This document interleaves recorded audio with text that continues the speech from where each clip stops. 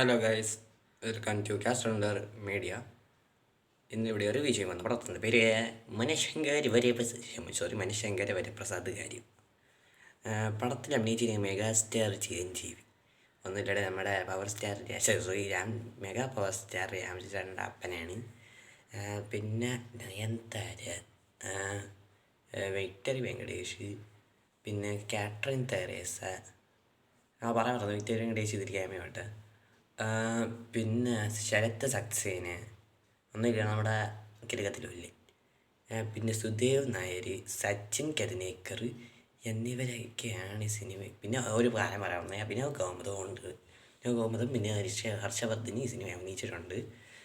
പടം ഡയറക്റ്റ് ചെയ്യുന്നത് ഒന്നില്ലടെ നമ്മുടെ തെലുങ്ക് ഫാമിലി ഓഡിയൻസിന് മാത്രമേ ശമ്പളം ചെയ്യുള്ളൂ എന്ന് പറഞ്ഞ് നടക്കുന്ന നമ്മുടെ അനിൽ രവിപ്പൊടി എണ്ണനാണ് ഈ സിനിമ ഡയറക്റ്റ് ചെയ്തിരിക്കുന്നത്.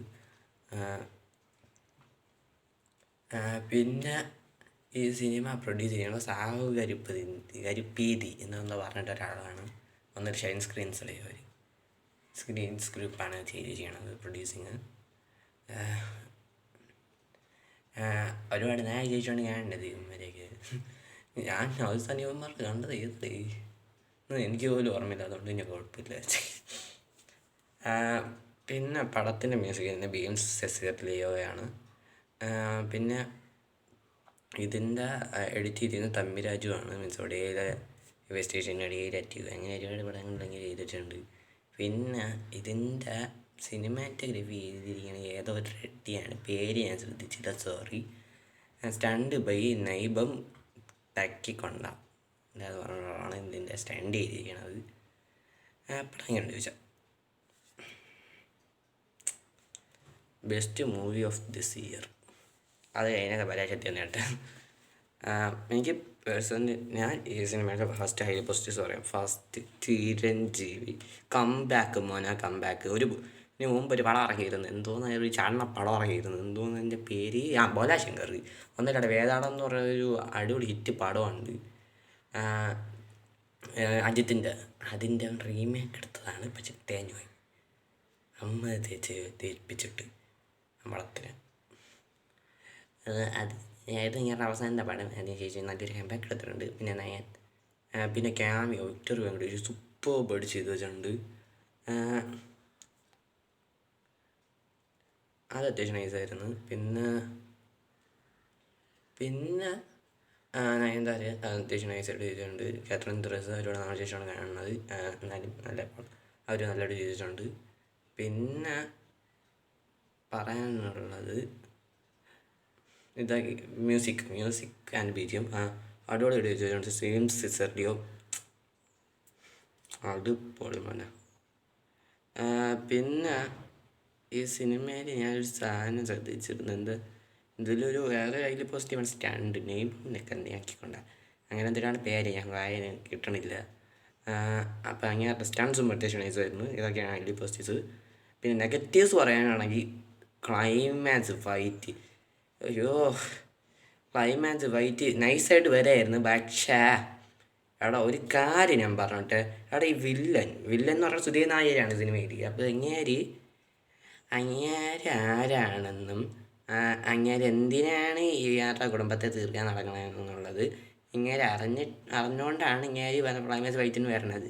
പിന്നെ എന്ത് തേങ്ങക്കാടാ വില്ലാൻ ഈ ഇതൊക്കെ അറിഞ്ഞിട്ടുണ്ടാവുന്ന എനിക്ക് ബുദ്ധി പോലും ഇല്ലടി. അത് അവൻ അറിഞ്ഞിട്ടായിരിക്കും നീ വരണമെന്നുള്ള ഒരു ബോധം പോലും ഇല്ല വില്ലന് ക്ലൈമാക്സിൽ.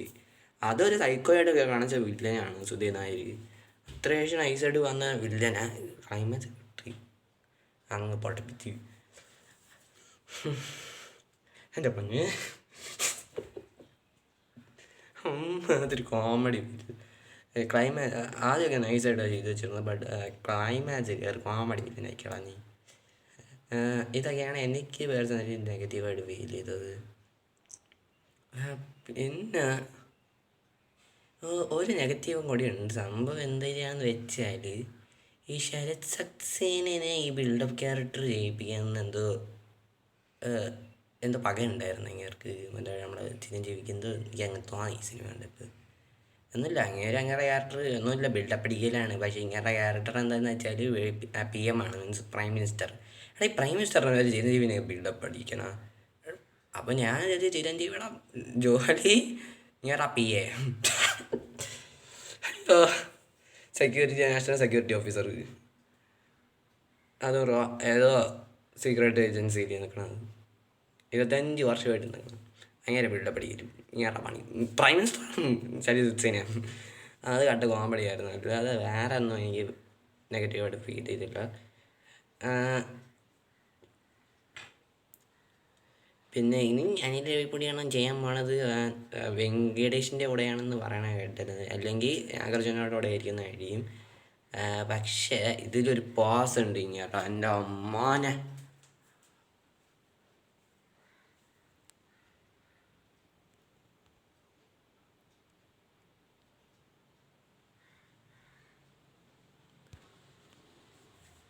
അതായത് നൈസ്. എൻ്റെ ഇപ്പോൾ എന്നോട് ഇത് ഇങ്ങനെ ഇരിക്കും നമ്മുടെ ഇത് ഇങ്ങനെ കാണിച്ചു തരട്ടെ. 1 മിനിറ്റ് ഗോയ്സ്, എനിക്ക് ഇത് കാണിക്കാൻ പറ്റണില്ലേ.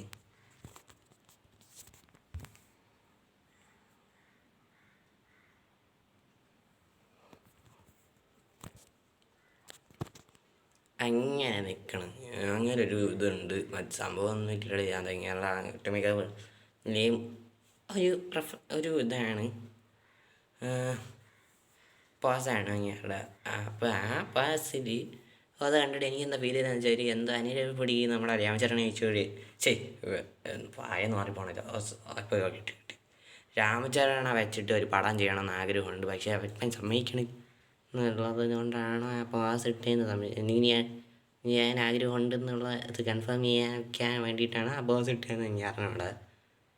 ഈ പടത്തിൽ പോസ് ചെയ്തത് എനിക്ക് അറിഞ്ഞൂടെ. കാരണം അങ്ങനെ എനിക്ക് ഫീൽ ചെയ്ത്. എന്തായാലും അത് ഒരു പോസിറ്റീവാണ്. പിന്നെ ഒരു കാര്യം ഞാൻ പറയാൻ മറന്നു, ഒരു ഹൈലി പോസിറ്റീവ് ഞാൻ പറയാൻ മറന്നു, റെഫറൻസസ്. ഇതിൽ വെങ്കടേഷിൻ്റെയും ചിരഞ്ജീവിയുടെ ഒരുപാട് റെഫറൻസസ് സിനിമയിലുണ്ട്. പഴയകാല സ്റ്റെപ്സ്, പഴയകാല പാട്ടുകൾ എല്ലാം കുത്തിക്കയറ്റി വെച്ചിട്ടുണ്ട്. ആരും മാറ്റിയിട്ടടി അതേമാതിരിയാണ്, കറക്റ്റ് അതേമാതിരിയാണ് ചെയ്തു വെച്ചിട്ടുണ്ട്. വേറെ ഒന്നും എനിക്ക് ഈ സിനിമയെ കുറിച്ച് പറയാനില്ല. പിന്നെ ഞാൻ ഇൻസ്റ്റയിൽ ഞാൻ പറഞ്ഞിരുന്നതാണ് ഇത് ഈ മാസത്തെ എൻ്റെ അവസാനത്തെ വീഡിയോയാണ്. പിന്നെ ഇനി ഞാൻ 40 ഡേയ്സ് കൂടിപ്പോയി ഒരു 40 ദിവസത്തോളം ഞാൻ ബ്രേക്ക് എടുക്കും, ഒരു ചെറിയ ബ്രേക്ക് എടുക്കും റിവ്യൂസ് എന്ന്. അപ്പോൾ അത് വരത്തേക്കും എന്നെ സപ്പോർട്ട് ചെയ്തവരുടെ അടുത്തും ഇനി സപ്പോർട്ട് ചെയ്യാൻ പോകുന്നവർക്കും താങ്ക് യു. ഇനി സപ്പോർട്ട്. അപ്പോൾ നിങ്ങൾ ഈ സിനിമ കണ്ടവരാണെങ്കിൽ നിങ്ങളുടെ അഭിപ്രായങ്ങൾ പറയുക. എന്തായാലും ഈ വീഡിയോ ഇഷ്ടപ്പെട്ടെങ്കിൽ ലൈക്ക് ചെയ്യുക, ഷെയർ ചെയ്യുക, സബ്സ്ക്രൈബ് ചെയ്യുക. ബെൽ ഐക്കണിൽ ഓൾ എന്ന് പറയുന്ന ഓപ്ഷൻ ഉണ്ടാകുന്നത് നാമത്തെ വയ്ക്കുക. അപ്പോൾ ബൈ ബൈ ഡെൽറ്റ.